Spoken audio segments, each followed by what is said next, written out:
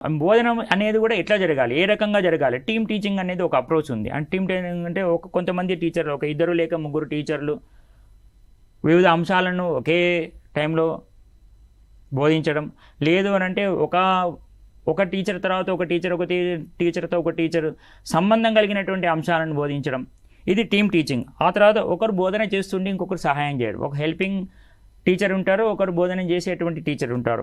ఆ తర్వాత పూరకమైన బోధన అంటే ఒక అంశాన్ని చెప్పిన తర్వాత దానికి సంబంధించిన ఇంపార్టెంట్ అంశాన్ని ఇంకొక నైపుణ్యం కలిగిన టీచర్ బోధించడం వల్ల కూడా విద్యార్థికి తగినటువంటి బోధనను మనం అందించవచ్చు. అలాగే మోరల్గా వాళ్ళకి సపోర్ట్ ఇవ్వడం, మద్దతు కార్యకలాపాలు కానివ్వండి, లేదా సందర్భానికి తగినటువంటి విధానాన్ని ఎంచుకోవడం. ఈ రకమైన బోధనా నమూనాలు మీన్స్ టీచింగ్ మెథడాలజీస్ లేదా టీచింగ్ మోడల్స్ను అడాప్ట్ చేసుకోవడం ద్వారా ఈ సమగ్రత విద్య లోపల మనము పిల్లలకు సరైనటువంటి విద్యను సమగ్రంగా అందించేటువంటి అవకాశం చాలా ఉంది.